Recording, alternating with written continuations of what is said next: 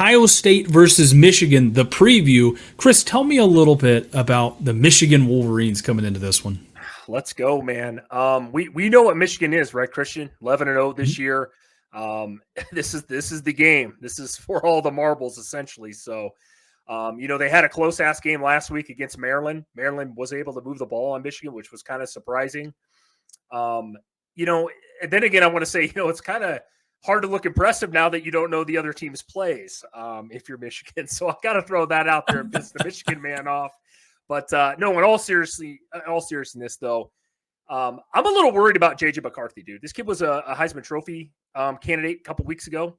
Didn't throw a pass second half against Penn State. I know Penn State won the game, Michigan won the game. They ran the ball 32 times in a row, whatever the hell it was.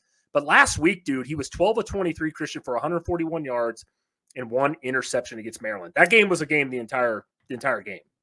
I'm a little concerned. I got into it with a couple fans about J.J. McCarthy and whether or not they can actually throw the ball this year. So he's going to have to put it on display, I think, against Ohio State. We've talked about Ohio State's defense this year, man. They're much more improved.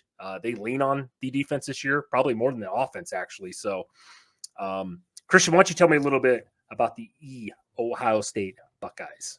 The Ohio State Buckeyes. I like it, dude. So, Chris, you bring up a lot of good points. Ohio State's defense, the first thing that jumps out to me this year, much, much better. Second year with their new defensive coordinator, they're playing a lot better, man.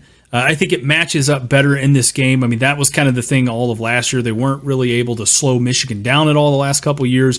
This is a much more improved team that is they look legit, Chris, in the games they have played. I mean, you can definitely make that argument. They played teams like Notre Dame. They played Penn State. They've definitely probably taken a little bit more of a harder road to get to this point. Still undefeated, and they've looked good. The other thing is they're coming off of a pretty impressive win, 37-3 over Minnesota last week, which I think is going to be really good, giving them the confidence coming into this game. You touched on Michigan, and at certain points, hey, a win's a win. They're both still undefeated coming into this game. It's for all the marbles, basically. I got to love it.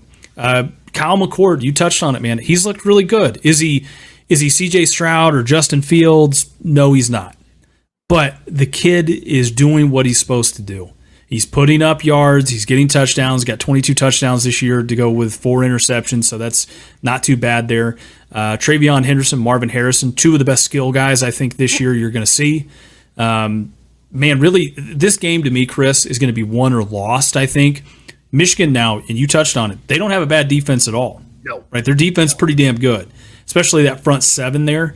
My big question is, Ohio State at times this year, that offensive line can be a little suspect when they play really good teams. And I want to see, how is Ohio State's offensive line going to hold up against Michigan? That's where this game's going to be won and lost.